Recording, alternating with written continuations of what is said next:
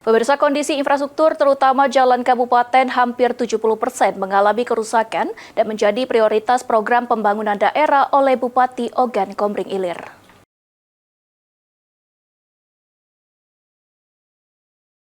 APBD tahun pertama ini berada pada masa maksimal mungkin yang kemarin. Kondisi infrastruktur terutama jalan kabupaten hampir 70% mengalami kerusakan dan menjadi prioritas program pembangunan daerah oleh Bupati Ogan Komering Ilir. Bupati Oki Mukhendi Mahzareki usai kegiatan mengatakan bahwa rancangan RKPD yang mengacu pada RPJMD tengah dalam proses penyempurnaan lewat visi, misi, dan program prioritas 5 tahun ke depan.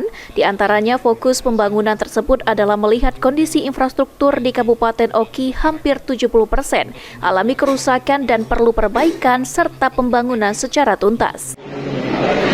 Jadi sesuai dengan kebutuhan yang ada di Kabupaten Ogan Komering Ilir, ya saat ini kondisi infrastruktur jalan yang memang hal yang paling mendesak. Kita tahu bahwa hampir 70%, 69% tepatnya ini kondisi infrastruktur kita ini masih dalam kondisi yang kurang baik.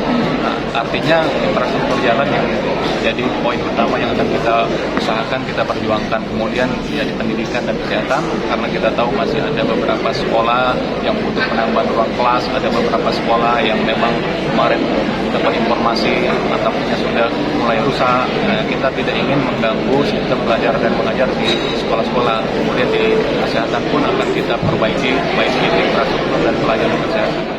Sementara itu, Kepala Bapeda Oki Aidil Azwari mengatakan dengan keterbatasan anggaran daerah maka pihaknya tetap mendukung dan telah berkoordinasi dengan mengajukan proposal ke pemerintah Provinsi Sumatera Selatan melalui BKBK. Ya benar, ini tadi sudah jelaskan Pak Bupati, infrastruktur jalan kita prioritaskan.